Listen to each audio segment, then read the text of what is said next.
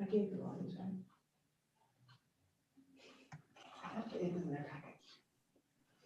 Can it be shared on the screen? Or not from here, I'm gonna have to do it because it's not on this computer.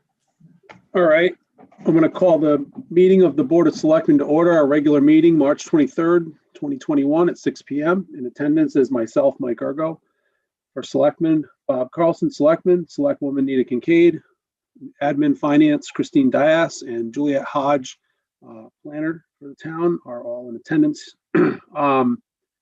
As always, we have public comments on agenda and non-agenda items to start our agenda off. We ask respectfully that public comments are limited to 2 minutes in respect for everyone's time. We have a full agenda tonight.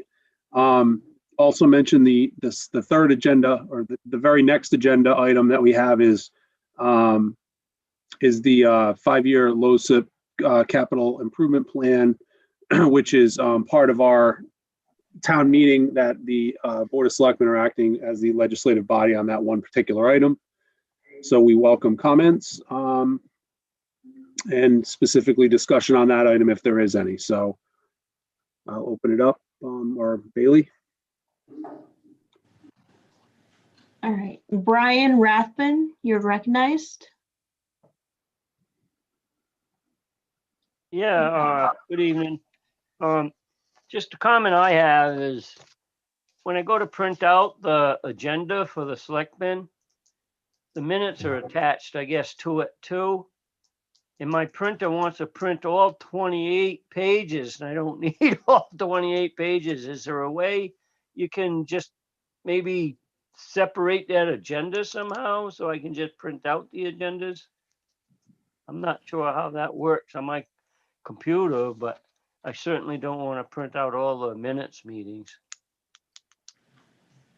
Just select the page range you want to print. Yeah. Thank you, Brian. We'll take a look at it. Okay, thanks. Okay. Brett M., you're recognized. Hello, everybody. I just wanted to address the petition that you guys have on the agenda tonight and just a little background. So I wanted to let you know the reason I submitted it now is I know that we have a bunch of town meetings coming up.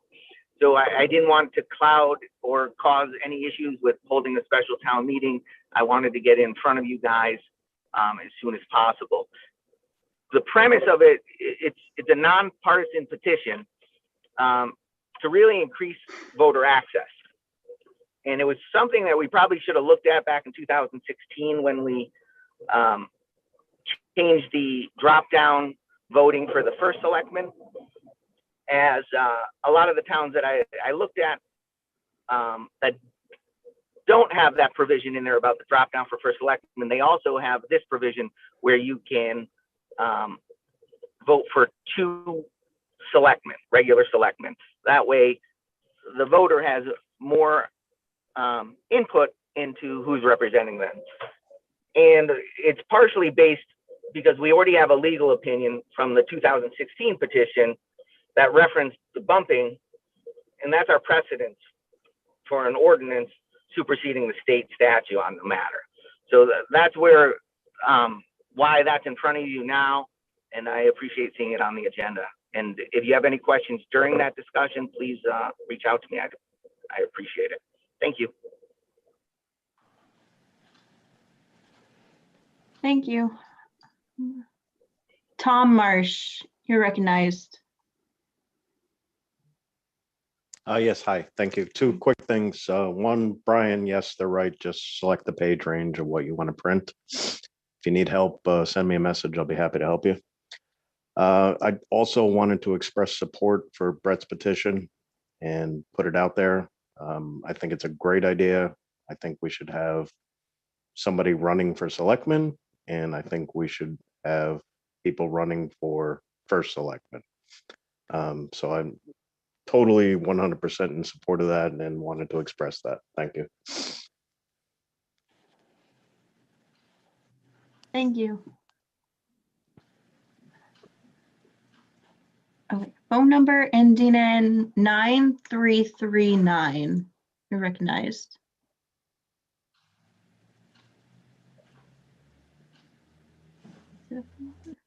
That me, I Okay, guess. My question, I want to go item 3 here. For my first question is the 5-year local capital improvement plan. And my thing is, what guarantee do I have as a taxpayer that the administration in the year 2022 to 2025 will support this 5-year local plan? And without them introducing some different items that they want. And my other concern would be that I thought that we did some partial resurfacing here. And in the Cedar Ridge area, we're gonna get just the other 2 roads up there, the Cedar, the Forest Drive and the Cedar Crest Drive. But the Oak, Cedar and Hickory, I'm assuming now we're not gonna get that paved this year, looking at the 5-year plan. And I'm afraid I won't be here to see this road in front of the house changed on that. And the thing on the first selectman, I thought we clarified that up a few years ago. When your name's on there and you run for first selectman, you get voted in or out of the first selectman position. You no longer drop down if you have the greater number of votes to fill one of the other 2. If I'm wrong in that, please correct me, but I think that's been corrected, Mike. I think you did that. Back in your term here, we did that. But my thing is, my interest is that servicing of them roads. And you sell the 1993 Peterbilt tanker pumper. Whoever gets this thing is gonna get one hell of a purchase. I mean, it's unbelievable. But you do have I believe you have a number set, I forget what the heck you call it, that the bid's gotta come in within that number or over it, or anything under it you don't accept. Am I correct on that? Yes, Joe. There would be a reserve on the tanker, yes. To answer your question about the LoCIP plan, so this is the plan that we have to put forward in order to use LoCIP funds, which are state funds. That doesn't mean those are the only roads that we're going to be doing. It just means those are the roads that we are planning, and they require a 5-year plan. Doesn't mean it can't potentially change, but the reason we're bringing this up tonight is because we are going to be getting to use some of those funds. And so in order to use some of those funds, we have to have this plan passed tonight, which is the reason it's before everyone. And I can't remember what your first, the vote. Yeah, that's not the point of the petition. Joe, yes, you are correct. The first selectman does not, currently when the first selectman runs, they either win first selectman or they don't win anything. So that is absolutely true. The petition Brett's brought forth makes it so it's a competition for second selectman. Currently, the parties can only put forth 1 candidate each. And ultimately, if there's no third party candidate, those 2 candidates will automatically be elected.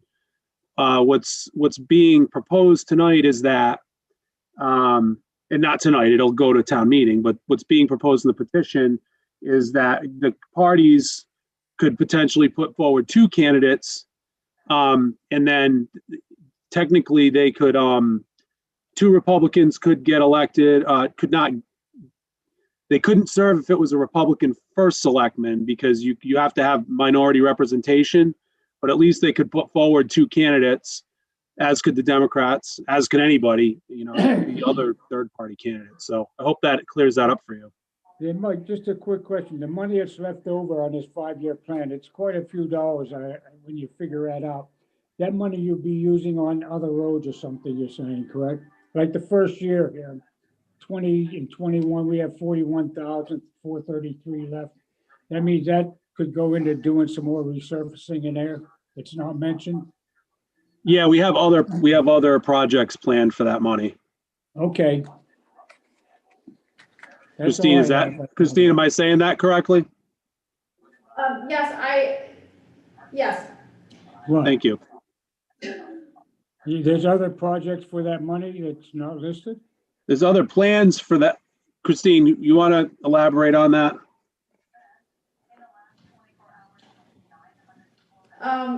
So I'm looking at I need to double check our LoCIP bank with the state. We had a bank and we used a good chunk of it last fiscal year. So I need to confirm the amount that's left in the LoCIP fund bank. Anything that's used would be used for approved LoCIP projects, has to be used for projects that are approved through this process. 5-year plan. So we're doing this now because we weren't able to do it at the annual town meeting because we didn't have the annual town meeting. So the town will be seeing a new 5-year plan at the annual town meeting in May. So right now, please everyone just be concerned with the current year plan, and we will make sure that we have everything accurate for the next 5-year plan. Yeah, so we're concerned with the projects that we're planning this spring, which is the 2020-2021 projects in front of us.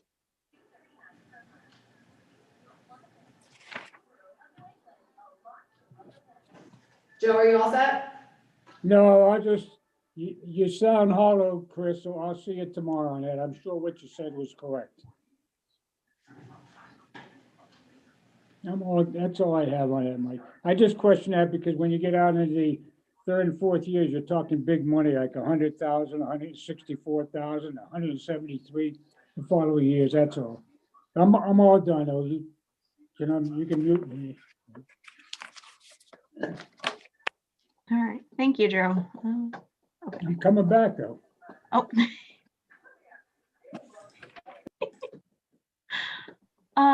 Phone number ending in 3754, you're recognized. Yes, Sean Murphy. I would like to be able to vote on the LoCIP plan as a taxpayer. We have an we're going to have an upcoming town meeting to discuss the ordinance petitioned, and we're going to have a town meeting for an additional appropriation that is being considered. I would like to also be able to vote on the capital plan. I don't think it's necessary that we rush this through and avoid any further public input on it.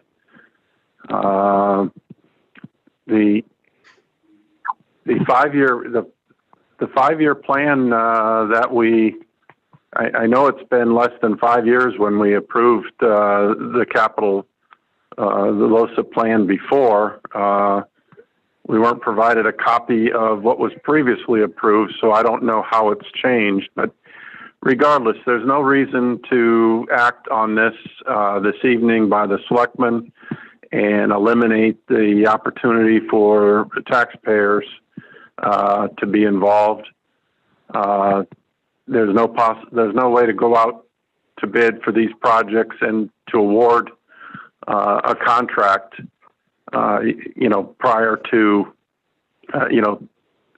the town meeting coming up anyway. So I'd like the Selectmen to consider holding off on this one for a town meeting.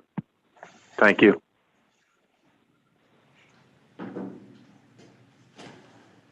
Thank you, Sean. Tom Marsh, you're recognized.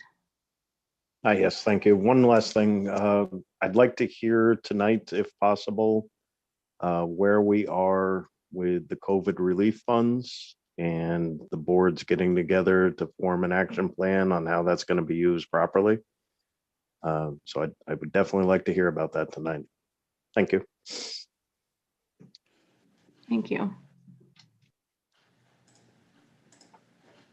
Seeing no other comments in the queue, I'd like to move on to, we have agenda item number 3. Do you have something on one of these agendas, Bob, or? No, I don't, but I'm looking at the agenda and I realize, I've done this before, realize that we don't have a spot for myself who needed to make comment. So we either have to come in the public comment or speak when we're on an agenda item. So the appropriate thing would be to motion something on the agenda if you'd like to talk about it. Okay, so so I want to make a motion. There's 2 things I want to make a motion on then. So one thing I'd like to make a motion is why why can't we, I'll make a motion that in future agendas for the Board of Selectmen meetings, there's a place in there, whether it be called future strategies like the Board of Finance does, new business, somewhere where myself and Anita can bring something up that would be on a future agenda, added to the, actually, if we're gonna add it to the agenda that evening, we can do it right now, but for a future agenda, we should be able to have a spot, and I don't see a spot on our agenda where myself and Anita have a place to speak other than public comment. That's because that's not how the agenda works. If you want to add something to the agenda, you can either ask me in advance and I can put it on there, which I'm happy to do, as I've told you, or you can motion something on the agenda. It's not a special meeting. Can I also call for a point of personal privilege, which is as part of the Robert's Rules of Order for me to speak if I wanted to, correct? I have never heard of that, but maybe I can ask the town attorney. I mean, I've always just handled it since we've been meeting for the last 3.5 years. If there's something that you want to discuss, that we just add it as an agenda item to discuss, or add it to a future item, agenda. All right, so I'll make a motion. I make a motion that on our next meeting to add to the agenda, a more extensive look at the selectmen's expense line. And for two reasons. One is, actually, that's my motion, and now we can discuss it. Is there a second? Second, I guess. Okay, so further discussion? So I just want to bring my reasoning. So with you mentioning that you're not coming back as first selectman, you're not running again, which means there's going to be someone new sitting in your seat. I want to make sure that we have precedent set on how that expense is used, because of the fact that at the last meeting, Mike, you mentioned that it was not just a first selectman's expense, it's the expense of all the selectmen. So therefore, when I looked at the expense report and some of the purchases, nothing has ever gone through myself or Nita as far as discussion, whether we should be spending money on this or spending money on that. It's typically just the first selectman making that call. And it's like having a bank account with 3 names on it, but only one person has privilege to go into it. So I think there should at least be precedent set going down the road with a new first selectman to say, if you're going to use an expense account, and maybe if it's over a certain number of dollars, you bring it to the other 2 selectmen and say, hey, what do you think? Is this a good idea or not? And I know there's going to be times when we're not going to be able to do that when it's I mean, if you're out somewhere and you have to buy somebody a coffee, I mean, you're not going to call me and say, hey, I'm at Dunkin' Donuts, I need to buy someone a coffee. But at the same token, looking through those expenses over the last 3 years, I find areas in there that I'm not happy with. It makes me, it just makes me. Do you want to bring forward a proposal at the next meetings for discussion? So in other words, similar to what EDC asks of the planner with regards to dollar amounts or something like that, we can certainly look at that next meeting. Well, I want to discuss it to see where we'll go going forward, because I also think it's important that we set a precedent so that when there's a future first selectman in that seat, that they have communication with the other 2 selectmen on purchases under that line, since it's truly a selectman expense line and not just a first selectman expense. Okay, so the motion was to add this to next week's next meeting agenda. There was a second on it. I think the discussion is, do we want to add it to the next agenda? Is there any further discussion on whether or not we want to add it to the next agenda? All in favor of adding it to the next agenda, signify by saying aye. Aye. I don't have a problem with it. So that's 3 ayes. Thank you.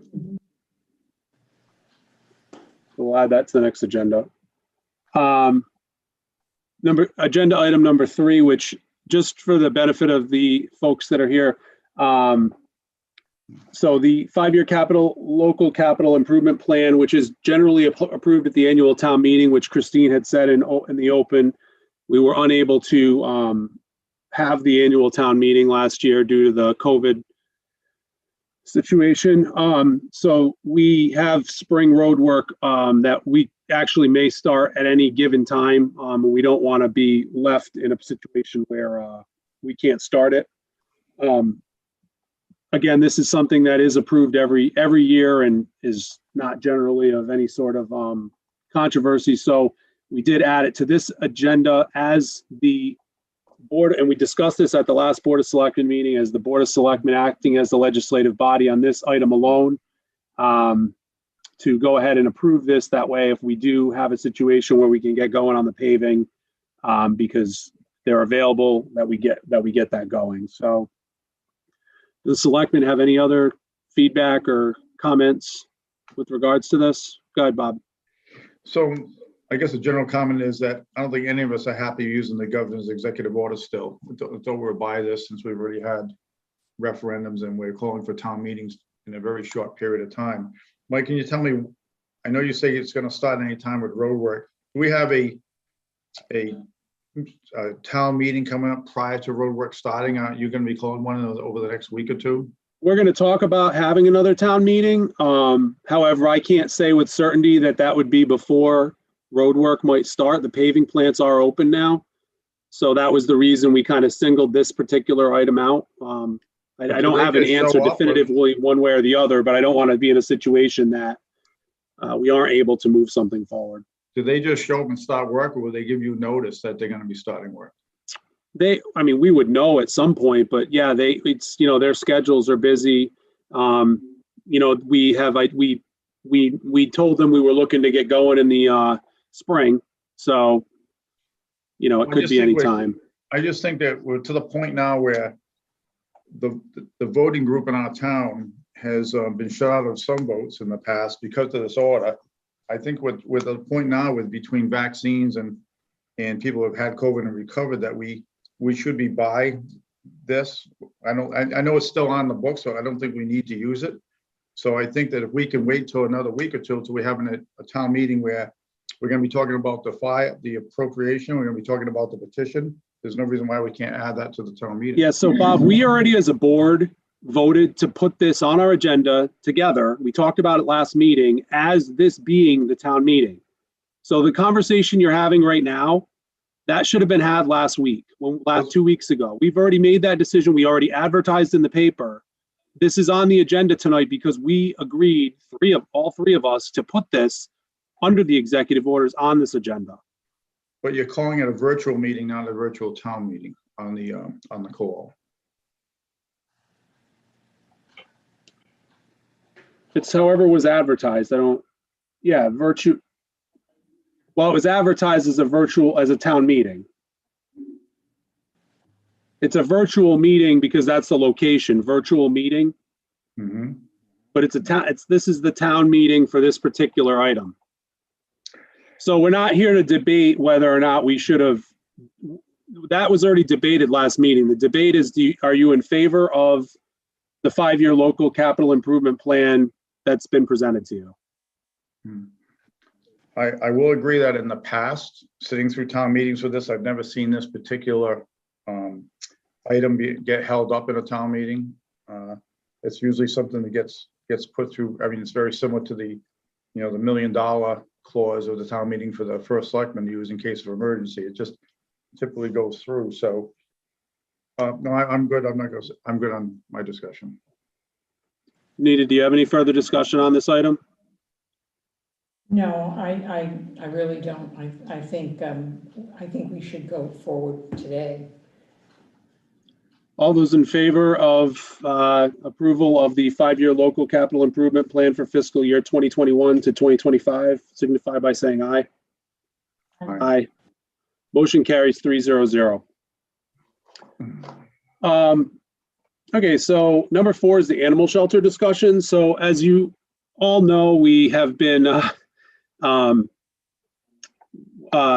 working with Stonington over the last period of time since our shelter was deemed unacceptable by the state. And we've all wanted to see something happen with regards to a local option with animals here. And if you remember, I guess it was a year and a half ago, maybe, we had a meeting at the rec center, and we had some representatives from Stand Up for Animals joined us there, and we talked a little bit about that. We're asking for their ideas because they were so successful in Westerly with all they've done, and they had reached out to me recently to discuss this a little bit more. And actually, they're on the call tonight, and I think they wanted to talk to us about some thoughts. So I'd like to welcome in, I see Lena on the call, and Lena, I don't know, we can promote Lena to a panelist from Stand Up for Animals, and if there's anyone else, once she comes in, if she wants us to promote,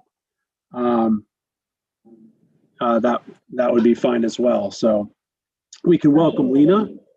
Yep, she's coming on. Hi, Hi, Lena. how are you? Good, good.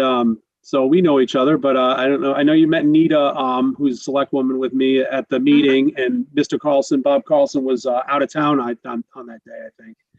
I'm sad to miss it, but is there anyone else we should promote, or just you?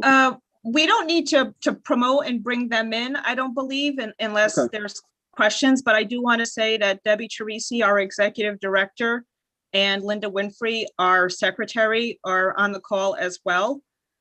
So I want to thank you for giving us this opportunity to speak to the town of North Stonington about some thoughts that Stand Up for Animals has in regards to a shelter in North Stonington.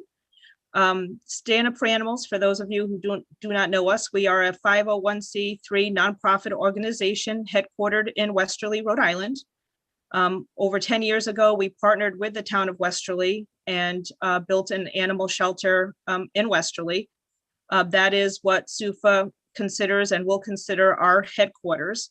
It is a large facility appropriate for the town, the size of the town of Westerly and the number of residents in the town of Westerly. During this COVID time, we have seen an increase in the need for assisting animals in Connecticut, and we are unable to bring animals from Connecticut into Rhode Island. So we recognize a need to help animals. So today, SUFA is looking to accomplish two goals with our proposal or with this discussion: increasing our presence in Connecticut, in the Connecticut market, so that we can help more animals, and helping North Stonington have a much needed facility for the animals.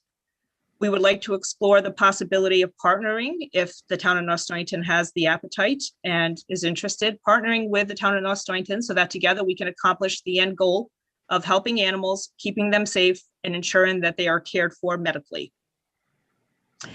What we envision is a lifelong lease on property in North Stonington. Currently, that Mike, I don't know the address, but it currently houses a barn and a house. A portion of the land will be used for an animal shelter that would include all the amenities that is needed to keep animals safe and comfortable. A small community room for training and for educational purposes, an office designated specifically for the animal control officer, as well as an isolation area. We intend to construct a building on the property, nothing like what we have in Westerly. We are looking at a metal building, very similar to the one that's already in North Stonington that Farm True put up. Very small, 3,300 square feet compared to what we have in Westerly. So, and we're looking into possibly solar panels and things of that nature to keep it efficient. We want it modern, but we also want it efficient. What we like about the metal buildings is the fact that if needed, you can expand. So we certainly want to start out small, but if the need arises that we need to expand with a metal building, you can expand. And with that property in North Stonington, there's room to expand. Right now, we don't have room to expand in Westerly. We can't go up, we can't go back, we can't go sideways. So what we have is what we have. So we like that in North Stonington, there will be room to expand. We would have a large fenced-in area to be used for dogs to play and train outdoors, as well as a large enclosed play area for cats to enjoy the outdoors as well and to stay safe. We like the land because we can utilize walking trails for off-leash training and things of that nature. So the property is, I believe, ideal for a dog, an animal shelter. So what we're proposing is that we would pay the town the amount of $1 per year, and we would lease the land. So we would own the building. The town of North Stonington would own the land. So we would lease it from you. We would fundraise and build a shelter, and we would carry the necessary insurance. We will adopt animals through the shelter and ensure that every animal that goes through the shelter has been vetted, spayed and neutered before they're adopted. In addition, we would draw up the necessary paperwork pertaining to the plans and lease agreement, a memorandum of agreement to start. Once the building is built, then the lease would come into play. We would support your animal control officer with the daily care of the animals, and we would recruit volunteers as deemed necessary. Now, I don't mean that the animal control officer would be an employee of Stand Up for Animals. The animal control officer would remain an employee of North Stonington under your payroll and your benefits and everything else. We would not employ an animal control officer.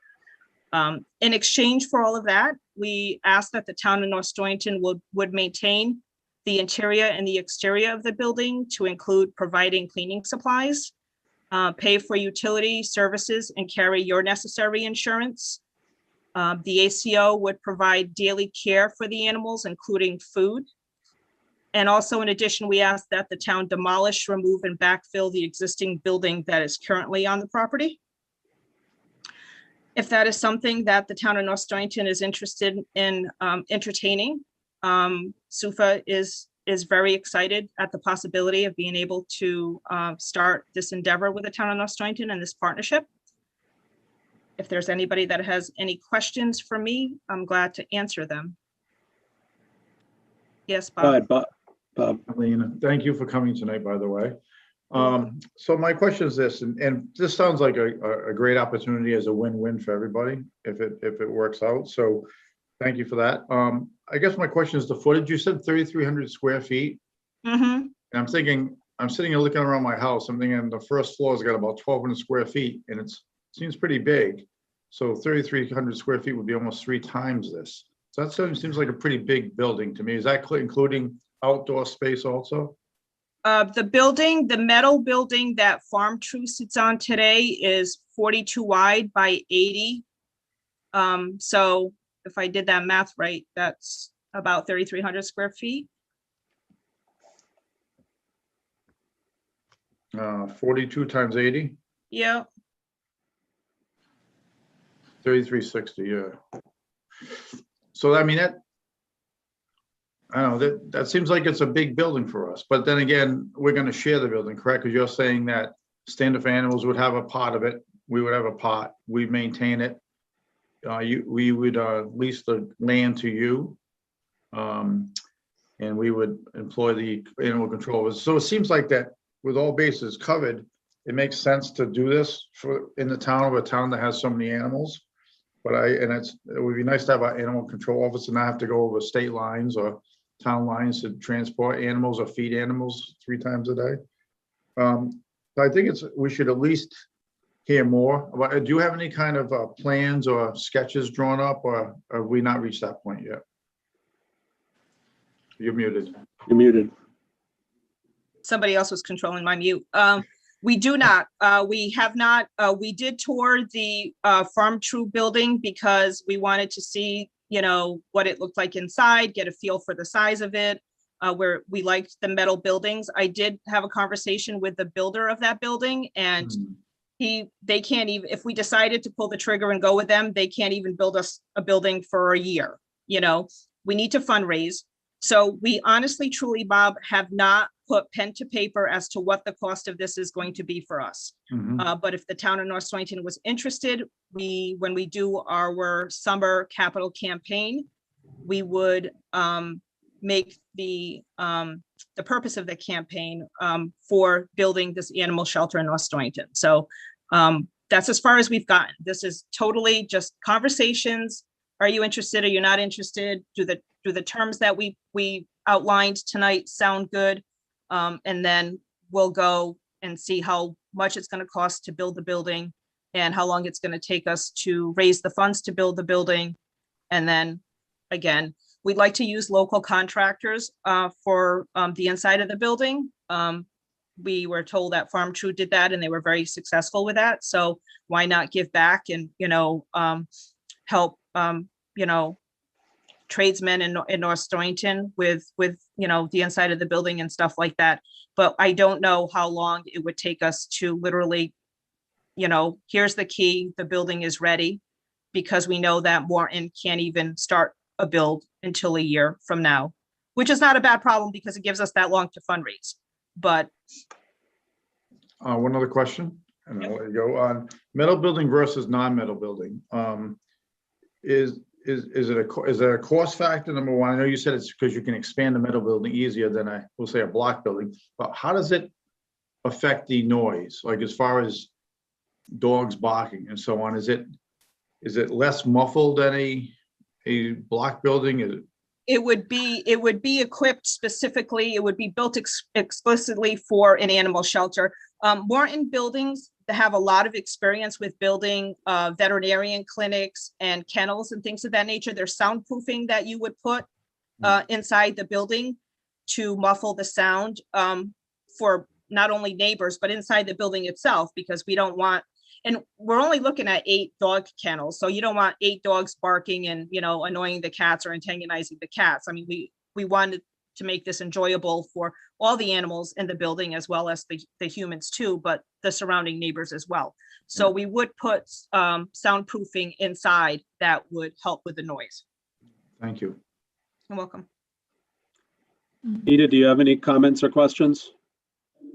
No, but I'm very impressed. I think it's a very good idea. Thank you. Yeah, no, thank you, Lena. I think it's a great idea. And so our process would be, certainly, I think I think there's favorability, at least sounds like with our board here, that we'd have a memorandum of understanding and a lease agreement, and would, it goes to a town meeting for us to lease land. So that it would have to go in front of the town, which we could certainly try to do, prior to the summer if that's what you need, as far as a timetable or whatever. Once we have those documents, that would be what we bring to the people. Go ahead, Nita. Well, I just wanted to ask Mike and Bob and you two. Remember when we were at the firehouse and having these conversations, as you mentioned a while back, when we were desperate to getting something. Should we not have some kind of a meeting with some of the people who came to that, who were in town, who are very interested in what this is going to be done, without just jumping, without letting them know? Just throw that out. We would develop a building committee for this project, because it is a project. We would have a building committee. The building committee would meet on a regular basis to discuss the progress of the shelter, as well as work going on in the shelter. And we would highly recommend that your animal control officer be a part of that building committee, because that person is the individual who is going to be working in the building and caring for the animals. And, they have some experience that we don't have. And also some citizens as well. If there's, a couple of citizens, obviously we don't want a 20-person committee, because that gets out of control, something a little bit more manageable. But if there are citizens that are interested in joining this building committee, we encourage the participation. And then at a later time, there might be opportunity for other committees as well. But for now, we're going to start with a building committee. Thank you. You're welcome. I don't know. I did ask Kasha, our animal control officer, to be on the call, so she could hear this as well. She is here. So Kasha, if you have anything you want to add as staff, you can raise your hand. If not, you don't have to. That's fine. I don't see it, so that's good. Oh, yep, there she is. So yep, go ahead, Kasha. You're recognized. You can just got to unmute. I don't know if you're on the phone or on Zoom, but. Hi, how are you? Good. Good. So I just had one question, actually. So as far as if we shared the building, any animals that I bring in, are they separate from your organization, or do we combine them? We could, that's a really good question. I would say that they would be combined. They would be the animals of the North Stonington Animal Shelter, so I would think that they would be combined. We would ask that, the animal control officer or volunteers care for those animals, whether it's animals that you brought in or animals that we brought in. So I would say it would be one and the same. Okay. So as far as adopting them out, do I have any say in that or in the adoption process? What do you mean by say, as far as who the adopting family might be? Or Yes, whether they get adopted or not adopted, or? Yes, am I able to be involved in the adoption process? Yes. Yes. Okay. And just to preface too, we are a no-kill organization. Now, we understand that at times there is no other option. We understand that, and we're compassionate about that and everything else. But we would also have, a euthanasia policy so that the decision isn't just one person making that decision. It would be, again, a panel of, 5 people who would be presented with, hey, this animal, needs to be euthanized. And, we want to make sure that it's had its behavioral training, it's been seen by a vet, and, that it is really the absolute last resort. So you would also be part of that committee as well, Kasha. Okay. That's all I have. Okay. Thanks, Kasha.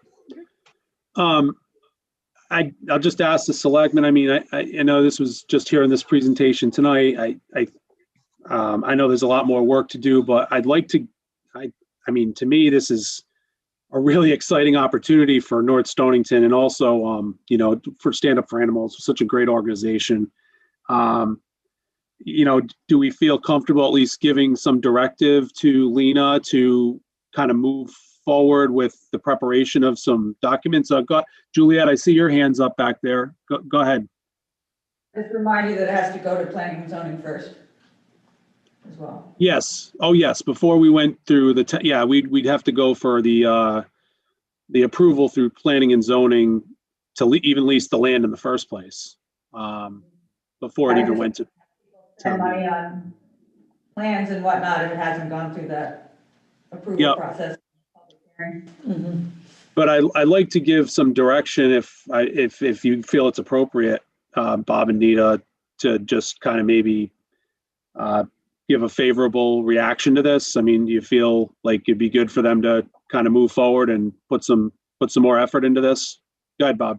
Yeah, Mike. So on face value, I can't see anything wrong with it. Seems like it's a great opportunity for the town. It would be great for our animal control officer. People for the last few years have been asking why we don't have a shelter in town, and it's not easy just to come up with one, especially in these tight budget times. So if this allows us to do it, I think that I would at least press forward with some sort of a presentation that we could do maybe at a town meeting, but follow the procedure of planning and zoning and so on. But when the time comes, I think that this is something that the town should be able to embrace. So that's my feeling. And I agree with what Bob said. I think this is wonderful. I think we were having a hard time trying to figure out how we were ever going to do this. So I'm very pleased that you would come and make this offer to us. So I would say, how about a very simple motion of favorability towards the idea of this animal shelter at 163 Winnechaug Hill Road. I would just say like a motion of, favorability for Stand Up for Animals to continue exploration of this. I don't know if there is such a thing, Mike, but I'm for it. So, yes, we're not voting to approve it. We're just voting to say we're all in favor of it, correct? I think I just want to give them some assurance that we're interested in. Of course, we all know it has to go through the town meeting process, but that way you go back to your board and feel good about the fact that our board is. So is that a second, Bob? Yeah, sure. It's a second. All right. All those in favor? Aye. Aye. So then the minutes will reflect it. So Lena, thank you for taking the time tonight, and Thank you. I'll wait to hear back from you. If you have questions, just email me and we'll go back and forth on anything. Okay, perfect. All right. Thank you, everyone, for your time. Have a great night. Yeah, you too. Thanks, Lena. Thank you. Bye-bye. Wonderful. A little bit of good news there, I think. Moving on to agenda item number 5. The selectmen received today a letter that I propose we send to the siting council with a summarized version of, I think, the most pressing concerns that we would have as a town based on the residential feedback for the solar project that is planned over on 184, which we all just walked some of the land today. Again, I mentioned this to the residents there, but this is our town response from our board, really. Juliet's also composing a response that's a lot more specific as it relates to the zoning, zoning perspective on it. Do the selectmen have any feedback or changes to this letter that you'd like to recommend? So Mike, in all fairness, as you know, what time I got the letter, and I didn't get a chance to read it until around 5 o'clock. And then I was trying to shuffle between doing other preparation for this meeting and try to eat some sort of a quick dinner and get on the phone, on the call by 6. So I would like to break with what we typically do lately and maybe have you read the letter. I see names on the call that people that were on the walk today and people that this is a direct concern because they're abutting neighbors over there, maybe to read the letter aloud and again, maybe get some public comment on this one particular item. It's a good idea. I can read the letter. I did post it on the website, just so everyone knows, although it wasn't posted until today because it was just finished getting drafted. Dear Siting Council, petition 1443 SR North Stonington LLC, Providence, New London Turnpike 184 and Boombridge Road. So it's regarding that. On February 23rd, notice was sent to the town about the above referenced 9.9 megawatt solar facility being planned on Route 184. On March 4th, the public was noticed at the regular planning and zoning meeting about this project and at the March 11th planning and zoning meeting. The petitioners were invited to discuss the project and answer questions. During that meeting, residents and commission members raised several concerns. We would like to bring some of these concerns to your attention for consideration. When the DEP originally approved the location for this project, there were no panels proposed for the north side of Route 184. The project now incorporates a 31-acre wooded parcel north of Route 184, which will directly affect several abutting residential neighbors. The southern portion of the project area features a former gravel pit, which for some reason is not being used for panels.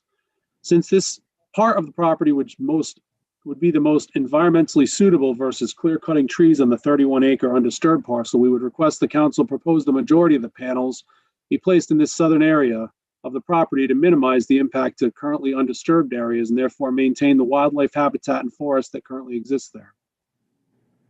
We are concerned that some of this property is core forest and thus should not be used for a project such as this.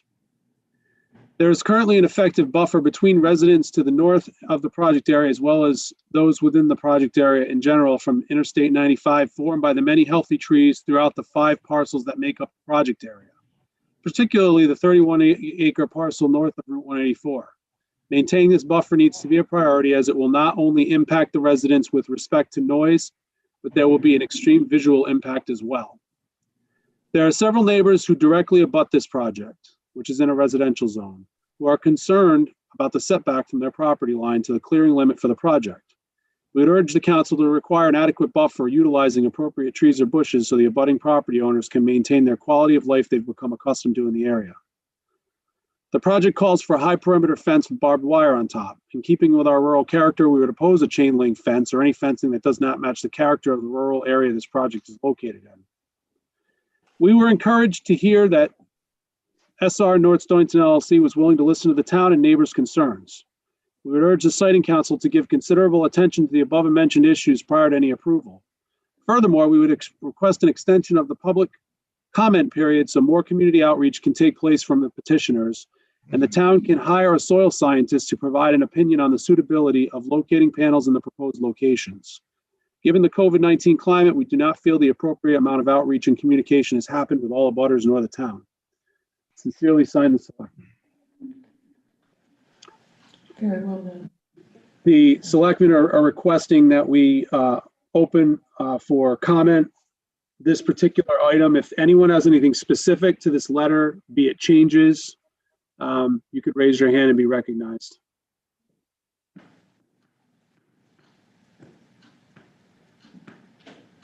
I think there's a favorability to the letter based on that.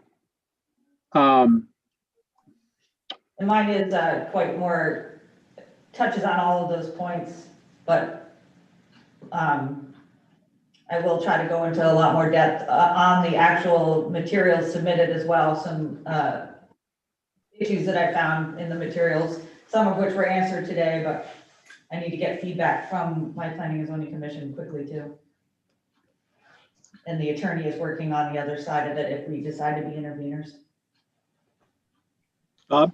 So Mike, in general, I think the letter is well written. I think it touched on the points that we've discussed over the last 2 weeks. Listening to the taxpayers who called up on the planning and zoning meeting on that Thursday. It was noted that we try to move as many panels to the south side as possible. I think the fencing that we just heard about today, I think that was something that maybe you heard about earlier, but you captured that in the letter. I think asking for maybe an extension due to the COVID situation where we seem to be extending everything to give us a little bit more time, I think is also good. So I'm okay with the letter. I just want to make sure the people that are on the call heard the letter, and if they had any feedback, to offer them that time. So I think the other thing that's key is that, we're sending this is from the town, and I think it's important that each resident, as we've said on the other calls, sends their own letters, especially those who are abutting, specifically to their situation, specifically to environmental impacts. I think it is all going to be heard. And I think we're going to do our part to try to make sure that there's a comfortable situation as best as we can make happen here. So I think today, Mike, too, something that came up I wasn't aware of until it was pointed out by one of the residents is that's the original Providence to London Turnpike down there between those walls, which to me, as someone who loves history, I didn't know that. And that seems to me, that's a road that could be as 200 years old, 250 years old. So you wonder what kind of historical value that has. And I hope they take that in consideration, because when it was asked, what do we do with the stones from the stone walls on both sides of that road? And the answer was, I don't know. Do you have any ideas? We'll listen. So it's again, being somewhat of a history buff, I would hate to just have that all, as so many historical things do, get demolished. So that's it. I'm glad Juliet's letter will have probably a little bit more teeth in it, but I think as an overall letter from the selectmen, I think it hit pretty much all the topics. Well, I think that's a good point too about the stone walls. And actually that they mentioned something about even being willing to if they were to have to take any of those down, to re-erect them, possibly. So that even might be a solution. But I think the historical significance of the property is important. Juliet, will you have anything in your letter about that? I will, and I'm 5 pages in and I haven't gone to that yet, so I do have quite a bit more detail, but I wanted to see it today, that particular area, and now I really do believe that is worth preserving. Just gives me more reason why they should be located to the south. To the south, yeah. Mm-hmm. I feel like there's enough information here to potentially, and I think with that gravel pit being there, it seems to me like it makes an awful lot of sense. So hopefully common sense will prevail here with a little bit of urging from us and everybody. I did ask if there were comments from the public specifically on the content of the letter, and I did see one hand go up. Bailey? All right, it's Catherine and Henry Maxwell. You're recognized. Hi, Hi, this is Catherine Maxwell here. Nice to see all you guys on the site walk today. That was great. So I just had two quick things about the letter and the town's position. The first thing about like where you say we don't know why they're not going on the south, like they do have a good, it might help to acknowledge they do actually have a really good reason why they're not going over there, but the vernal pools are and wetlands are regulated state regulated resources. Trees are not, unfortunately. So it would be good to at least acknowledge that, yes, there are wetlands and vernal pools there, and we don't necessarily want to directly impact those, but some of the surrounding area of those wetlands and vernal pools may not need to be protected because it's barren, gravel quarry land. As with this northern parcel has wetlands and vernal pools, and the surrounding land is forest, which supports the wetland ecosystem and habitat. And obviously that would be covered more by like the soil scientists. So I think it was good that that was left open-ended. And my other comment is the town only submitting a letter, or will you formally be like a party or an intervener on the hearing for this petition? Because I know it ends up in sort of like a courtroom setting where there's cross-examination and questions and interviews and all stuff like that. So how will the town be involved in that process? The town attorney is involved in this and will be advising us as to what the appropriate measures are to take. And I know he's still looking into everything, but I do believe we're going to be more formally involved in it. Juliet, I don't know if you have anything to add on that.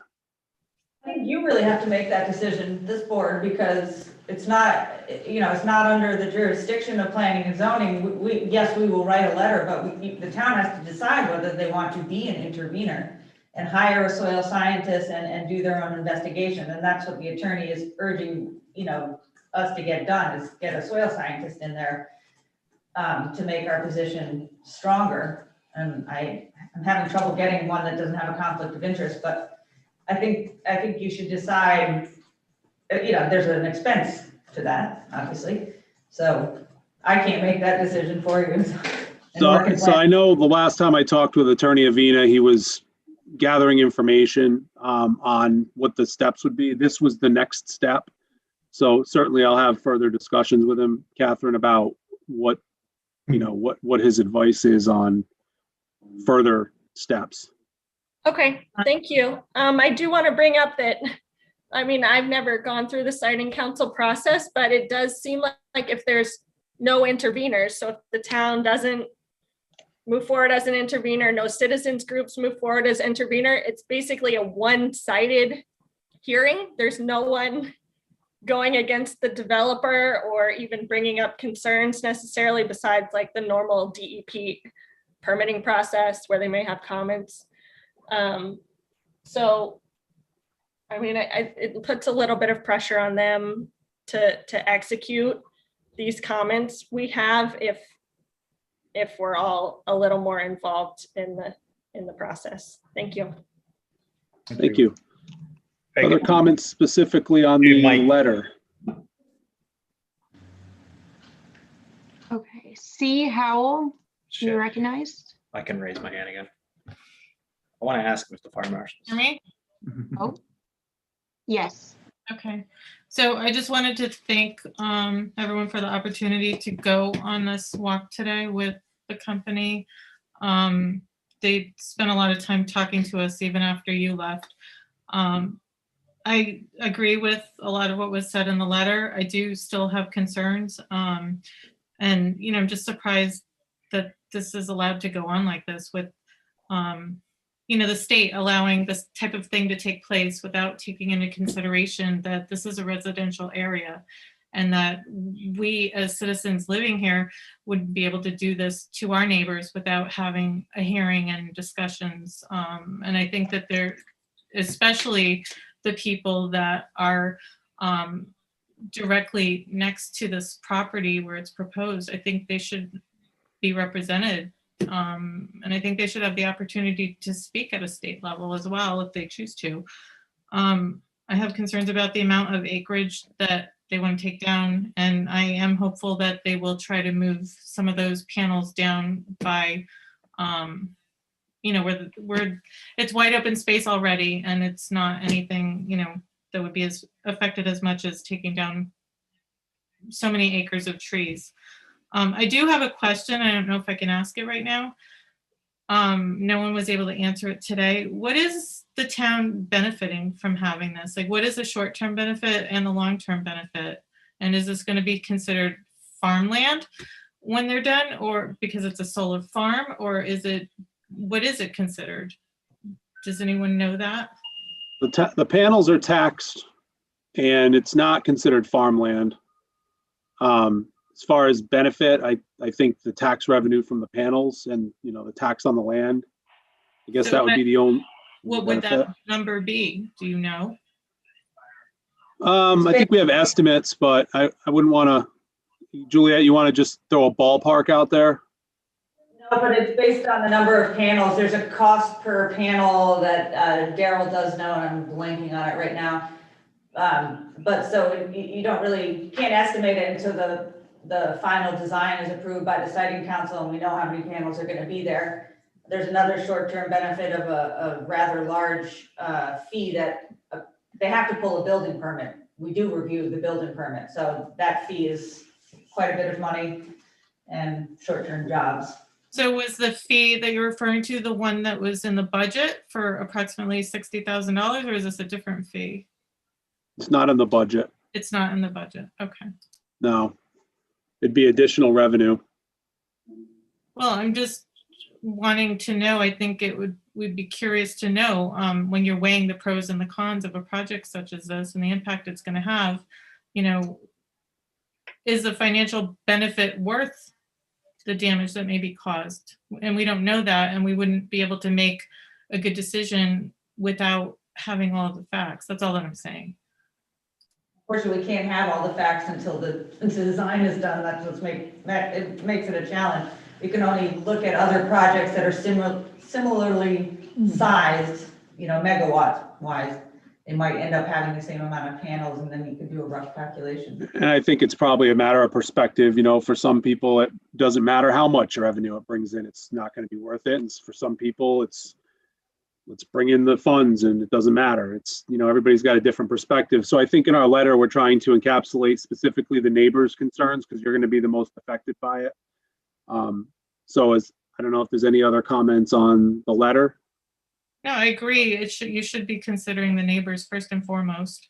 Thank you. Thank you. Yes, Bob. Yeah, just one other comment concerning neighbors. So today at the gathering, one of the abutting neighbors brought up one thing that's not, I guess it's not talked about in the hearing. It's what does it do to the value of the homes, the property value of the homes that are being abutted? So a home without solar panels may be worth more money than a home with solar panels within clear view.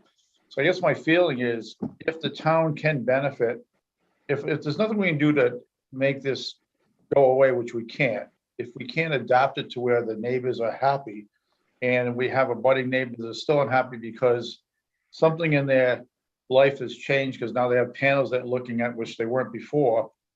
And I know we can't do this today, but down the line, I think we should allow those same taxpayers who just took a hit on property value to come back into the tax assessor's office and possibly look at some sort of a tax reduction.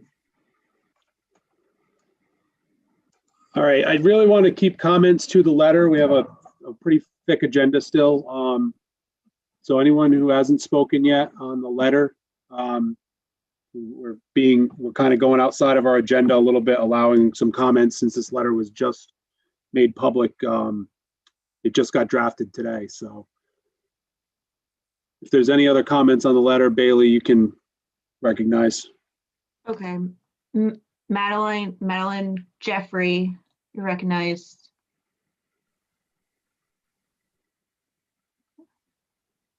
Can you hear me now? Yes. We can. I just want to say thank you to Juliet and everyone else for the walk this afternoon. It was mostly a talk, but it was also a walk. I just heard someone say that there's nothing more that we can do about this as a town. That, I believe, from what I understand, is not accurate. There are presently, in the past 2.5 years, 2 Connecticut towns that have been rejected by the Siting Council for their solar panel development. And I believe, in hearing our letter, it's covered all kinds of things here, left out a few, but it's very soft. It's a soft letter. We're not really saying whether we want this or don't want it. And the other question I have is, can't you hold off on sending this selectmen's letter until planning and zoning hears whether we get an extension of time? We do need more time. And I also don't believe it's only the abutters. Of course, they have the worst of it. They really, really do. And in terms of value of their properties. But this opens up North Stonington as a whole to the world. I mean, there was a reporter there today taking all of these notes. The world's going to know that we're letting in 20,000 panels, you know, with just 1 or 2 meetings. That's all. We deserve better than that. And I am hoping that you will be less soft in your remarks and give us more time to come up with a really pungent rebuttal here. My letter was not soft. I didn't hear that. She said her letter wasn't soft. Thank you for the comment, Madeline.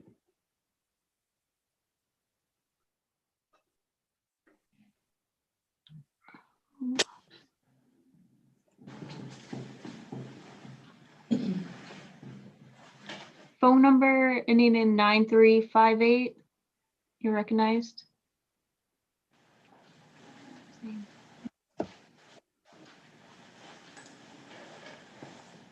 Can you hear me? It's Gary Anino. Yes. 91 Main Street.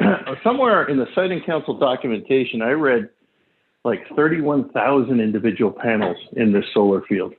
So if there's a number that we can estimate revenue off of, there it is.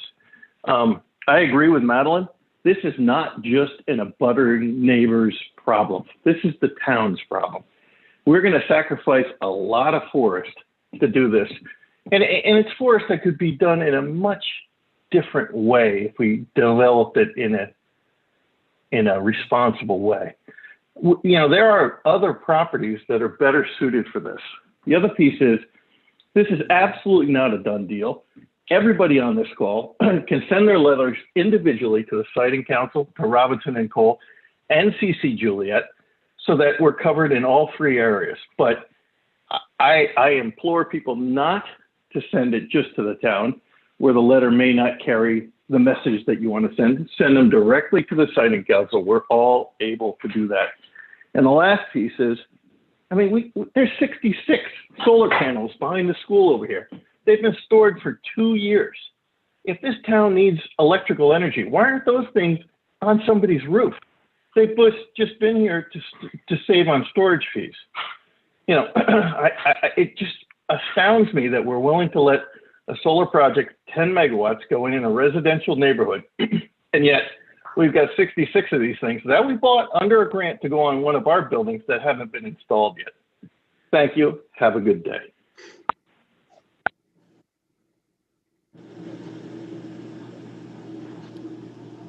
Okay, I think we're good.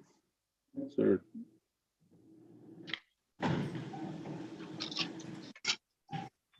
all set, Bailey? Yes. Okay. Okay. Thank you, everyone, for your comments, and I did have a couple of takeaways from that. So I will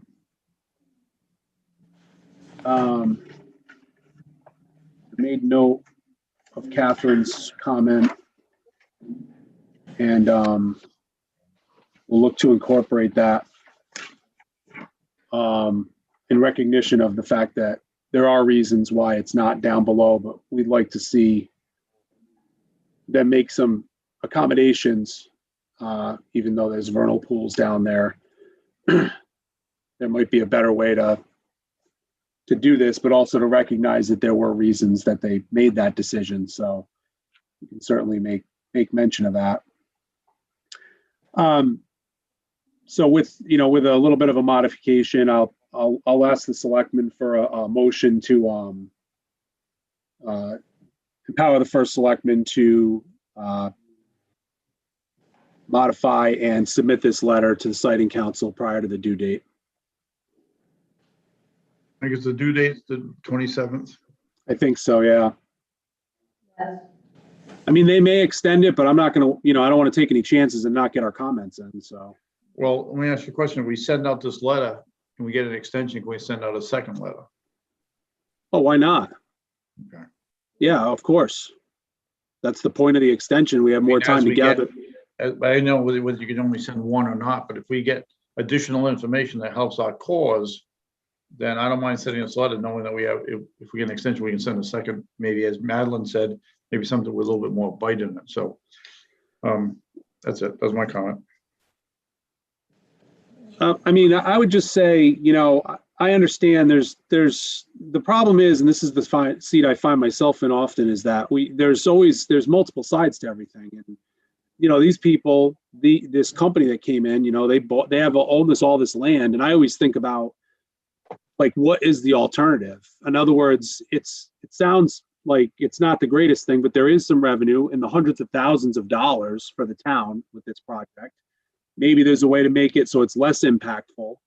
And if we didn't have this project, say this all blows up and they decide to sell this land, and what could be there instead that's a lot worse. I mean, those are the kind of things I worry about. I mean, it's certainly great that it's undeveloped and just forest right now. I think that's wonderful. There's no guarantee that that's how it would stay. I mean, what if there were, thousands of units of affordable housing that went in there? I mean, we need some affordable housing, but, I don't know. I mean, there's a lot of things to consider about what types of things could go in there. So anyways, I would just. Are we moving now that we are going to send out that letter this week? Yes, go ahead. If you want to move it, that you'd send it out. If you could phrase the motion, empower the first selectman to modify and send the letter based on some of the feedback that we received tonight. Okay, so moved. Second, Bob? I'll second it, Mike. I would like to see a copy of the letter, not that we're going to hold it up, but a copy of the amended letter once you do it. I'll copy you both on it. Thank you. Of course. All those in favor? Aye. Mike, would the selectmen like to see the planning and zoning letter as well? That would be. Oh, yes. Oh, yes. We'd love to see that. Yes, thank you. Thank you, Julia. All right, moving on to agenda item number 6. There is town meeting discussion. So we are going to have a town meeting prior to the budget meeting. One reason is because of agenda item number 7, the ordinance petition that came in, and we are required to move that to a town meeting. But there are also some other items that need to go to a town meeting, and one of them has been approved at the last week's Board of Finance meeting. That was the radios appropriation. I just want to have kind of a general discussion about the items that we could send forward. And then I think we may have to get together for a special meeting to actually call the town meeting. But I wanted to have a little consensus on what we're going to put on it. So obviously we'll talk about item number 7 next, but besides that, we have the appropriations. I think tomorrow night we'll have better guidance from Board of Finance. I think they're not done talking about the appropriation request, so we'll have a little bit better understanding if there's any more appropriations going to town meeting by tomorrow. We also talked about earlier this year, I think it was December, we had a few ordinances that we had discussed, a couple of them. So it would be an opportunity to send, potentially send a couple of ordinances, as well as we had talked about, I want to say it was a couple of, maybe 2 years ago now, the building fees. And I think we'd like to bring that back up for discussion at a town meeting. So those are the few items that I wanted to talk about sending to town meeting. I just wanted to have a general discussion about it, and also a general discussion about how the town meeting is going to work. But let's start with the fact of those items. Is there any feedback on those items? And I can bring a call to you guys for consideration. Go ahead, Nita. Well, you know that I wasn't terribly happy about this town meeting discussion when we have the budget coming up so quickly right behind. So I would prefer that what we put in this town meeting discussion has to be really important to get put in the town meeting discussion. And we have already gone ahead and made it the radio, so I'm in for that. And I don't know that, I feel that we need to do a lot of other things. It's almost like we're getting people to be thinking about how much money is running around before we even get the budget in front of them, so. Well, I think the only thing money-wise is the appropriations. The rest of it is kind of housekeeping type stuff. And I think we haven't had a town meeting in a long time. So there's some things that have been kind of like waiting. So I would like to, if we're gonna go through the process, which it is a lot of work, especially in this environment, to make sure we do a safe town meeting for everyone. I think we make it worth our while and have items that we need to do business on at it, you know. We can talk more specifically, like when we call it, if there's things you want to eliminate. I probably would just put a call together and you guys can weigh in on if you want the items on there or whatever. And we just approve the call based on your feedback. I think it's important. So Mike, I think it's important at this point for the town to have a town meeting and something in person. We might have to do a combination of in person and Zoom. I get that because of the times we're in, but to have it in a big venue where we can space people out, I think with the governor's the changes, I think we can put a much larger number of people in a building, providing they wear masks and we still space them out to 6 feet that's required by COVID guidelines. So I think the town just needs an in-person town meeting. It's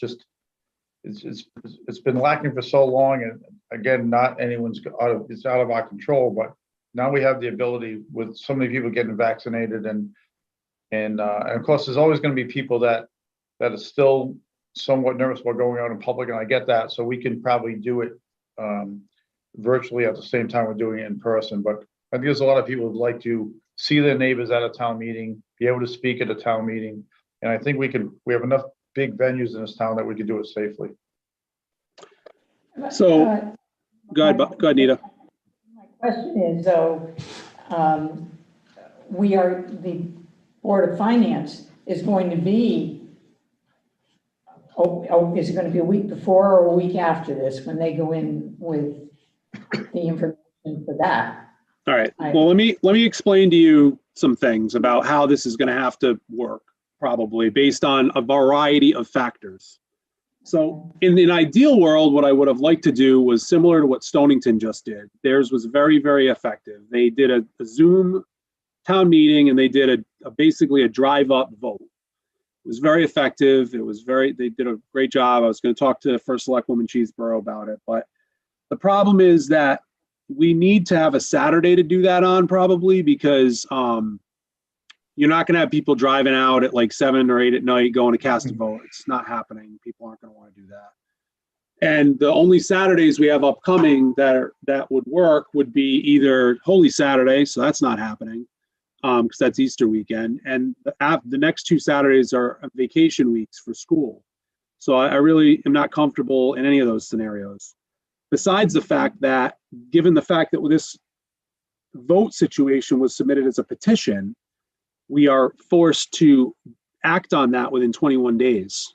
So the clock started running on March 15th. So basically what we're going to do is we're going to have a town meeting. What I'm going to propose is that we get together, and we don't have a choice because of the time constraints, that we have a meeting.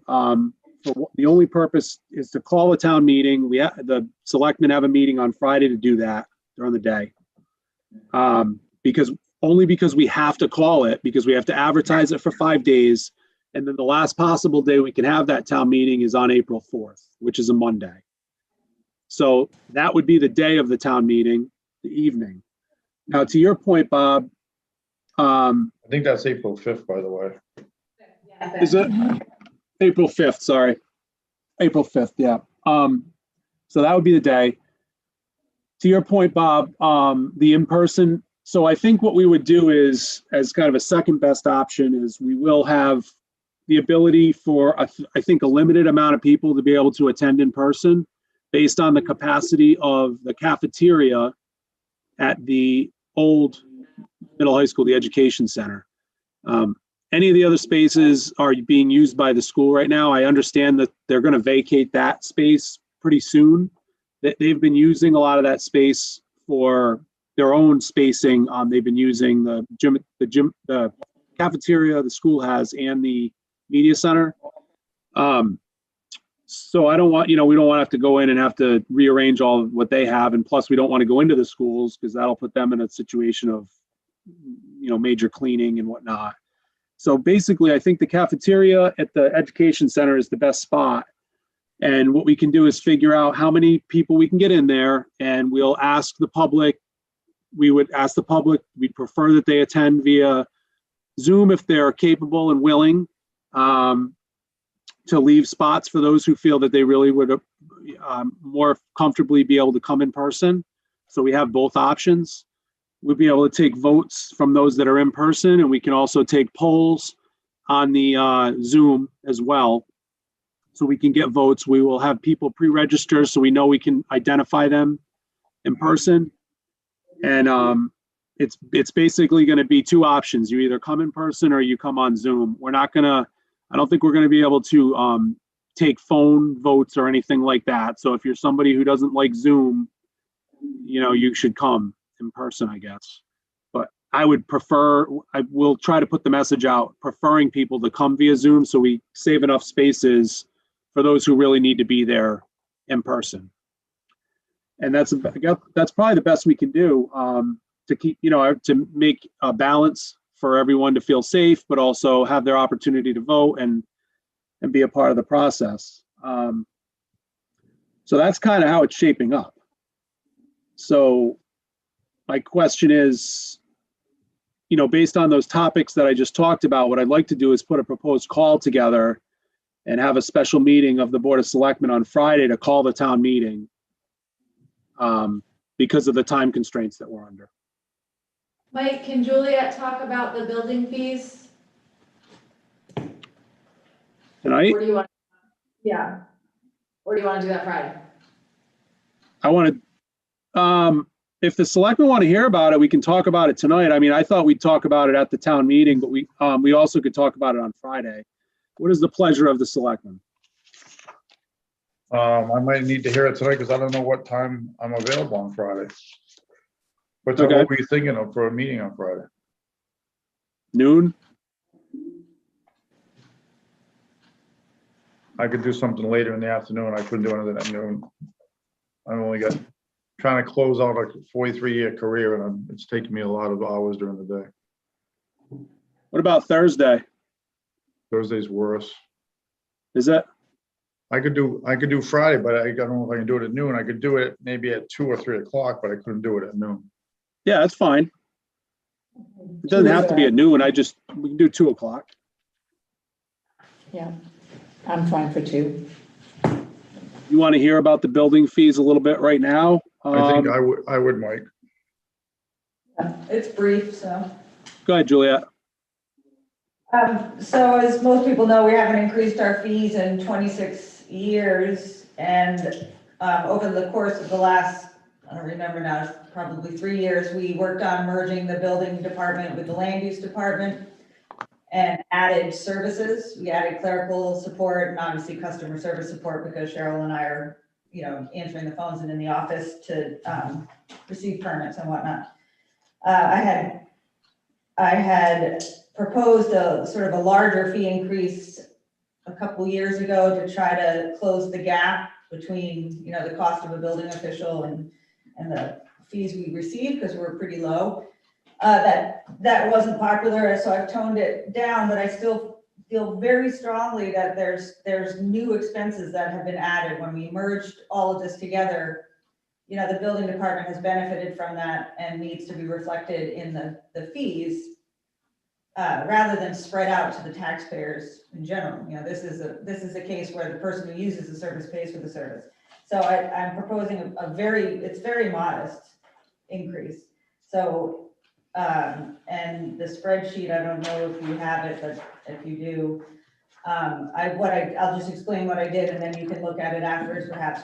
But it's basically, I went back last year, because that's what I have the data for, and I figured out what the average permit cost has been, and also the median permit cost. You know, so that took out the solar projects and all, you know, some very low costing projects. And I figured out what the current fee would be, and then what the proposed fee would be if we made the base fee $20 and $10 instead of $9 per every 1,000 thereafter. And so I broke it down several different ways for you to sort of see what the difference would be. But basically, you're looking at an increase between $6 and $16 per permit, which is nothing. You know, it's very modest, it's very reasonable. But where it will help us is those really large projects that do have a greater impact on town, the bigger commercial projects and whatnot, where they're accustomed to paying a higher fee in general. That's where we'll see a little bit more benefit, rather than this having any impact on all of the typical 3,000 or less permits. So I think it's much more reasonable than the last time I proposed this, because the other alternative is much more unpopular, and that's coming up with a set cost per development, where the building, there's no discretion. We look at a chart, we say it's $200 per square foot for this, and that's what you have to put your value on. What happens now is that projects are grossly undervalued, obviously, because you want to save money on the permit fee. So that would not be a good alternative. This is reasonable. It's a very modest increase. We're not going to, you know, go by a set chart. And it's going to better reflect the cost of what we now do for the building department, which is provide a lot of clerical support, and you have a permit tracking system and all these things that should be paid for. So we're trying to close the gap. We're doing a good job. It's worked well with the raise and the modest raise in the planning and zoning fees. You can see it in the budget, you know, so I hope that it'll be supported. And we are pretty low in comparison to other towns, because if you look at their fees, you have to remember that they also charge a zoning fee per each building permit, in addition to a zoning permit for if it requires one, and inspection fees and CO fees and re-inspection fees, and we don't do any of that. So we're very low. So Juliet can send out to the selectmen a spreadsheet of all of what she just said, so you can see it. And this, of course, would be presented at the town meeting for town approval as well. And I guess we could talk about at our meeting at 2 o'clock on Friday whether or not you want to include it. I do suggest that we include it. Especially with some of the bigger projects, like she said, it's not much of an impact to the normal, you know, everyday homeowner projects, you know, putting up a deck or something like that. It's not going to be a major impact, but the town should be, it's very minimal. The town should definitely see more revenue from some of these larger projects to help offset as she described, the costs that are associated. And again, it is feeing the people who are using the service. So it's not feeing every taxpayer in town. It's very specific. If they're using the service, they're paying the fee. So you guys want to ask any more questions of Juliet, or you want to wait to see the information on Friday and we can talk more about it? It's okay. Yes. Yeah, that's you'll- fine with me. Yeah. It'd be easier if you had it in front of you, then I can answer your question. Yeah, we'll put it in the packet for the call on Friday.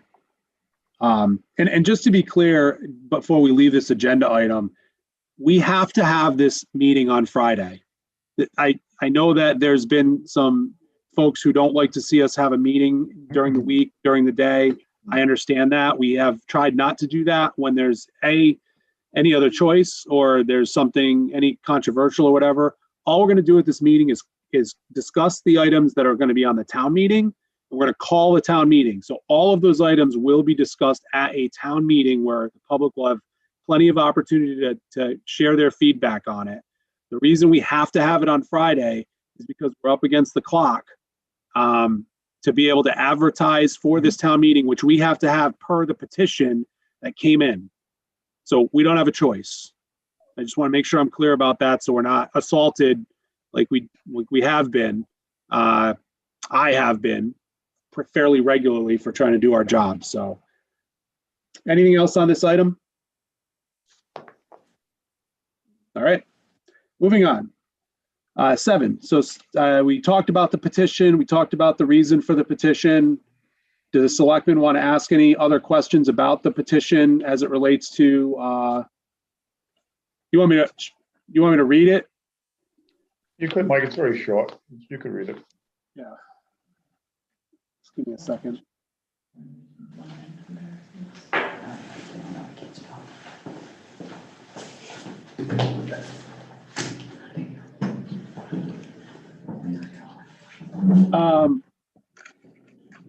We, the undersigned, hereby petition the North Stonington Board of Selectmen to warn a town meeting for the purpose of considering and acting on the following question.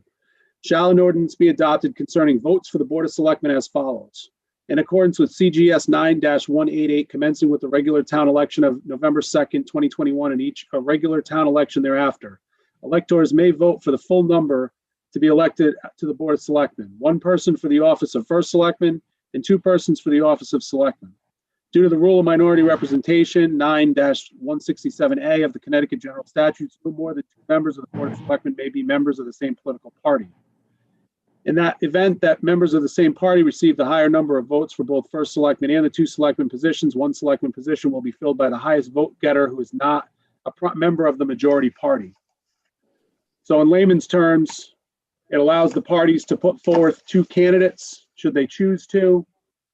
You cannot have a board of all Republicans or all Democrats or all independents, for that matter.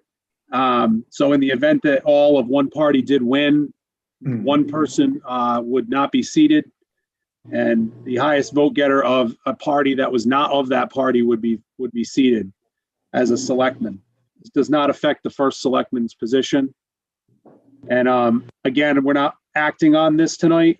This would be acted on at our meeting on Friday to ultimately just to move this to a town meeting as was requested. Any further discussion on it or? All right.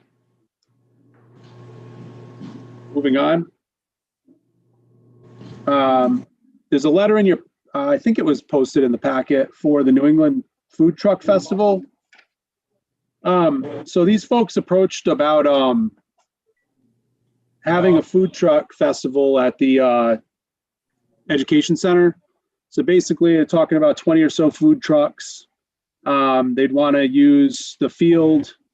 They'd have their own insurance, and they'd want to use the parking lot across the street in order for parking for the festival. I will mention that the dates that are in the letter in May, I think was the letter that was posted, that those are not the correct dates. He came back with a different dates. And let me just let you know what those are. Those were June 5th and June 26th.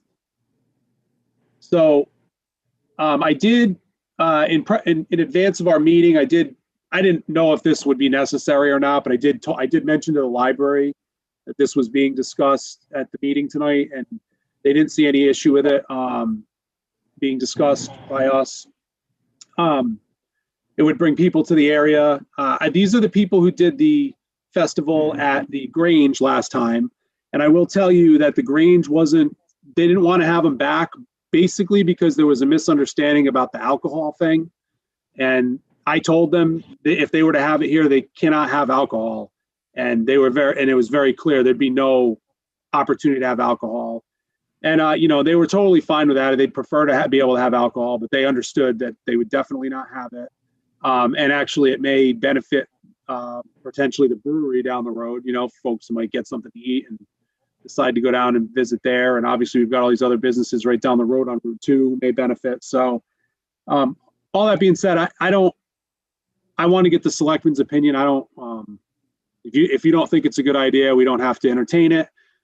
We also I don't know that there's a specific fee that's established, but I think we would want to establish something reasonable per truck so that we made a little revenue off it too. Go ahead, Bob. So Mike, so I had three things on that. One was the dates, but you clear that up. I know the North Stonington Education Foundation had something planned for May 22nd, but you just clear that up because the dates have changed. So there's no conflict there. The alcohol piece, I saw it in the letter. I was concerned about that until I read the letter because I knew that was an issue down at the Grange. So that's cleared up. And the third thing was the fee. So we were on the same page. I just know that when they go somewhere else, they pay a fee, whether it be by truck or by, or just one flat fee for their organization. And I think that in this particular case, I think the town should be able to find what they typically pay, maybe do something a little bit less than that, but it should not be free of any fee, is what I'm saying. So the fact they're letting according to the letter, they let all the people in for free and they make their money on their sales, but to use the space, obviously it's a moneymaker for them to use the space. The town, we all know, could use a few bucks ourselves. So I think if we could come up with some sort of reasonable fee that would be high enough to make some money and not high enough to chase them away, I think we should do that. Nita? I agree. I think he mentioned something about, it was a pretty minor fee, like it was like per truck or something like that. But I mean, seems to me if I was going to come to something like this, I'm just going to throw it out there. I don't know, $50 a truck. I mean, what did they get? 20 trucks at one of these things? Yeah. It's $50 a truck's better than no money per truck. So. I mean, I don't think you can, and you don't know how much they're going to make, and you could get a bad day or whatever. I don't know. Do you know what the Grange charged them, Mike? They got, I can find out what the Grange charged them. I don't remember. I did know, but I don't remember what it was. It wasn't a lot. Well, they get some good exposure here because they're right on Route 2. They really use parking lots on both sides of the street, which means they're probably using a tunnel. June's not going to be nicer weather than it was when they did it down in the Grange. I think it was a little on the chilly side. And then we're starting to come out of COVID, and people are looking for reasons to come out and be with their neighbors again. So to charge them a small fee, I think is not the end of the world. So I'm in favor of this just to bring our townspeople back out together again. So if this is what it takes, it's worthwhile to me. So if that's the case, do you want to just ask $25 per, the trucks instead of 50? Why don't I find out what the Grange charged them? Let me go back to them and ask them, because he told me what they generally pay, and we'll just come up with a reasonable fee, but we'll definitely charge them something, and somewhere between 25 and 50 is probably a fair. I think it's probably fair per truck. It's not enough to scare off a truck from not coming, and I'm sure they'd make that back pretty easily. So, all right, good. So I'll just look for a motion to be in favor of moving forward with these folks on the food truck festival and the dates named. I motion that we approve the food truck festival for the old middle school, high school parking lot and across the street for June. 2 days. Any further discussion? The only other thing I'll do is make sure I talk with the superintendent about it as well, which I have not, to make sure there's no conflict that I'm unaware of there with the schools. I don't think there would be, but I don't want to overstep on that as well. All those in favor? Aye. Aye. Motion carries. All right, number 9. We did get an email about comment on this, which he asked if I could read it. Meant to do it at the beginning with regards to this agenda item. As you remember, this agenda item was the tanker truck was it was included in the budget. Actually, it was included in last year's budget and then re-included in this year's budget to be sold because we're getting a new tanker truck. The sender is Ron Lewis, asked me to read this letter. It says, Bob, Nita, and Mike, the sale of the tanker truck makes no business sense at all. Even if you expect to use the proceeds in the sale of this year's budget, the truck is paid off too. Here's why it's not a good business decision. Peterbilt trucks are one of the best built trucks in the country. This truck has hardly any miles on it. This truck will last for at least another 300,000 miles. Most importantly, it's easy to work on. The tank on the truck has a lifetime warranty. One option would be to keep it as a spare for the fire department. It could be kept in the old firehouse. By keeping this as part of the fleet, it would decrease our dependency on mutual aid for tanker trucks where there's a large fire. Our community strongly supports our volunteer firefighter. Second option would be to make this truck part of the town's 5-year capital improvement plan for the highway department. The town could sell the tank and fire apparatus and keep the chassis for a tractor at the landfill, or put a dump body on the chassis for plowing, sanding, or maintenance of our roads. This makes sense how to run a town like a business, not an endless money tree. Not all of us have endless resources. I would like this read into the Selectmen's meeting on Tuesday. Thanks, Ron Lewis. Thank you for your email, Ron Lewis. It has been read. I don't think anyone thinks that we are an endless money tree. I think the reason for selling it was that we were going to make revenue to try to help pay for the new tanker. And I think we're going to make a lot of money on this tanker because it is a good truck. Everybody knows that. That wasn't really the discussion of the item tonight. It was to look at the RFP basically that we are going to put out there to start soliciting bids. We will put a reserve on the truck. So to make sure that we get the appropriate fee for it. So the selectmen have received the sample bid document Christine put together. Thank you, Christine. Do you have any comments about it? Mike, what's the reserve number? Well, we budgeted 50,000 for it, so I think the reserve has to be at least 50,000, so we would not take any less than that. So a year ago, well before Ron's letter, I mentioned at a meeting that for $50,000, weren't we better off to, especially once the 3-bay garage was built, weren't we better off to keep this truck? Isn't it worth more than $50,000 to us? Now, since then, I've been approached by probably 2 or 3 people that know a lot more about mechanics than I do. I'll be honest with you, I don't know anything about trucks, mechanics, and except how to drive, but I don't know anything about how they're built. And I've had people suggest to me that in Ron's letter, it's the same thing, and it wasn't Ron who suggested, was you can take the tank off and sell it and use that truck for possibly use at the transfer station as a hauling truck. So again, I'm not smart enough to know enough about trucks to know if that's the case or not. But I guess I'm thinking that unless we can get a lot of money for it, and I don't know what that amount of money is, maybe Chief Steinhardt could let us know what the going value was. I know one time when I asked the chief about it, he said to me he thought there'd be no problem selling it once we do put it for sale because it's in such good condition. So I guess I just would hate to see us sell the truck at a number that we could have got more for, and or it's more valuable to us as a backup tanker truck or a converted truck into something else we could use at the transfer station. Since we own it, it's paid for in full. We own it free and clear, and it runs well. A lot of the old timers seem to think there's a lot more life in this truck. So. Nito, do you have any comments or discussion about the bid? No, I really don't have any comments about it, honestly. So, Bob, I hear what you're saying.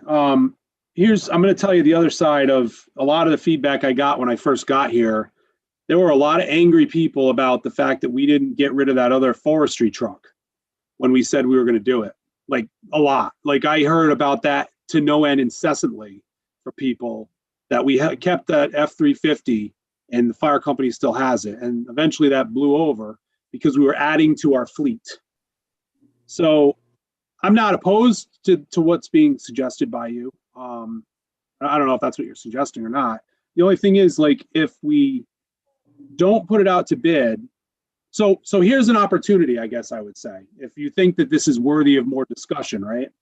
We budgeted to sell this. So we have an obligation to sell it because that's what we told people we do in the budget. Unless you want to bring it to town meeting and have people rediscuss it. We are having a town meeting, so we could add it to the town call for Friday and have further discussion about it. I would not feel comfortable changing based on when I first got here, that whole situation with adding to the fleet and the amount of feedback I got on that.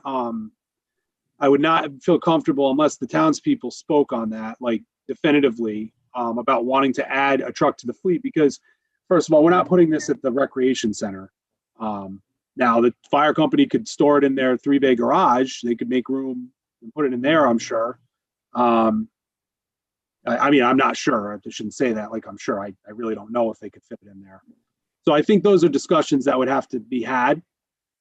So, I mean, do the selectmen want to have more discussion on this and bring it to the town? Because that's the only way we could not sell it, because it was in the budget. I think we need the people's approval to not sell it. So I agree with you, Mike, and I think it's town property. We own it outright. I want to make sure we do the right thing. Have people give people a chance to discuss it in public, and I'm all for bringing it to the town meeting. Nita, you good with that? A little bit, yeah. All right, I'll include it on the call. And that'll be enough time for us to, I mean, it's not ideal. It'll push back our bidding a little bit, but we're going to have this town meeting pretty soon, so it shouldn't kill us probably to be able to sell it this fiscal year if the town doesn't want to keep it. All right, I think that's a good idea. Number 10, budget. You guys want to discuss anything with regards to the budget?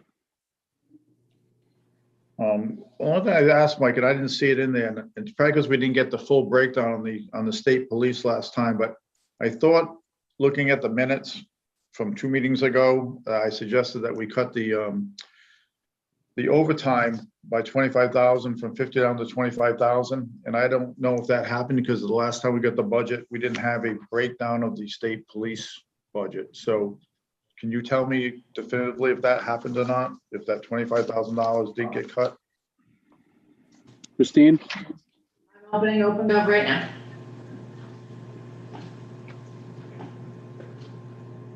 Yes, there is, the discretionary overtime has been reduced to 25,000 as part of line B 26.04. Is that where they were using they were doing things like being at the fair and all No, that? so that's not that one. This is the discretionary overtime. There's separate.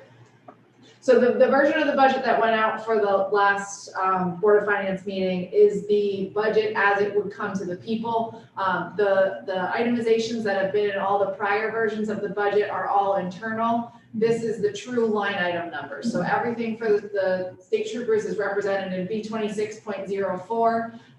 We include in the itemizations breakdowns for the fair and for Halloween and those events. But the discretionary overtime is anything else that they're doing above and beyond those specific events. Okay, thank you. Yeah. Thank you for the explanation. You're welcome. If nothing else on the budget, we can move on to tax refunds. Yeah, go ahead, Nita. We're all going to be there tomorrow night with the Board of Finance. Is that correct? We'll be there. It's not a joint meeting and we're not on the agenda really to talk, but I'll represent if there are questions, but it's really in the Board of Finance's court now. They need to decide whatever they want to do there, so. Tax refunds. We have $685.69 worth. Is there a motion to approve them as presented? I'll make the motion to approve as submitted.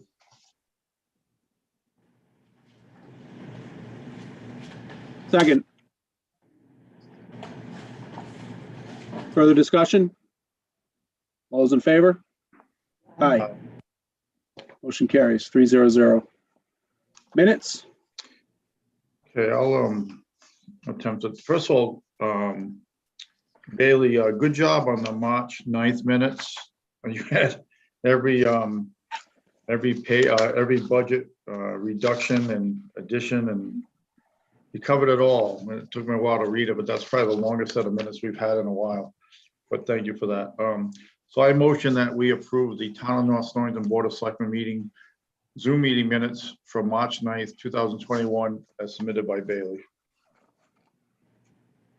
Seconded. Further discussion? Excellent job, Bailey. All those in favor? Aye. Aye. Motion carries. Okay, and I motion that we approve the minutes from the Town of North Stonington Board of Selectmen special meeting, Zoom meeting, March 11, 2021, as submitted by Bailey.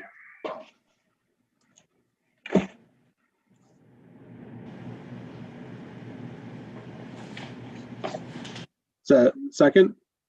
You seconded it. She was I just quiet. seconded it. You didn't hear me. I thought I saw her lips. I thought I saw her lips move. Okay, further discussion? All those in favor? Aye. Aye. Public comments on agenda items? Agenda items only. Haley? Okay, Tom Marsh, you're recognized. Yes, hi, thank you. Two comments. First is on the food truck. I'd like you to consider before establishing fees, how much garbage and debris is going to be made and who's going to be responsible for that removal. For example, if the town is responsible, $25 a truck is nothing. If they're responsible, then $25 a truck is wonderful. So please consider that. The second comment is on the tanker truck. I do happen to know that that truck is in fabulous condition. I really think you should have a long conversation with the chief before moving forward and doing anything, and then decide what the best move for the town is. And that's all I got to say. Thank you. Thank you, Tom.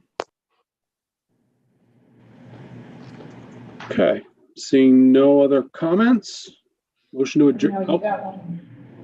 I think I see one hand pop up. All right, Carl Johnson, you're recognized. Yep. Can you hear me? Yep. Yes. Okay. Just a couple things on your town meetings. If you guys could, you might want to split that into 2 town meetings, believing you're going to have a big list. And as big discussions go on, it takes longer during the night. By the time the night, everybody's going to fall asleep. So take your really super emergency stuff up front, and then take another second town meeting another week or so later and do the rest of them. That would be one of the things. And I'm all for, I don't even think you guys can buy a pickup truck for $50,000 or $55,000. So you guys really ought to check on that truck before you let it go. It is owned. It's in great shape. You may have to find a place to park it. I know that building is big enough, but I think it ought to be discussed first any further. Thank you very much for your time. Thank you. Okay, phone number ending in 9339, you're recognized. How do you get that number for me? They come in by phone. Hey, am I assuming now our budget is going back to the Board of Finance? No change from what we presented last time? We were not asked to make any changes, and the it's never come back to us, so it remains with the Board of Finance. Well, I agree. I don't think they told you anything. They know what they would do. The truck, I think anybody you talk to on this truck, and I started this with my first comment, that's one hell of a truck. 33,000 miles is just not even a break-in for that truck. And the hours, the pump hours, the truck hours, and everything with it. I think very, very serious consideration should be given to this truck. You also have a committee talking about putting something out in some future location there. Maybe there's your truck to go on top of Static Hill or wherever you want to put it.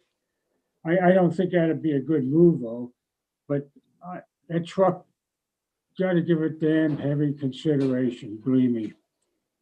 Anybody gets that thing for 50,000 or something like that, man, if I had that, I'd buy it myself and just run it around town and put it in the parade, but this is very serious. This truck selling and the price you're gonna get is very serious. That's all. Thanks, guys. And the budget, I think if we're going back, we didn't get any further instructions. That's why I was asking, just stay with it the way it is. And if we gotta go back to zero budget, Bob, I think we know what we gotta cut. And there ain't no way in hell we're gonna cut all them items. You can't. So there's no thing like that. But thanks again, guys. Have a good evening.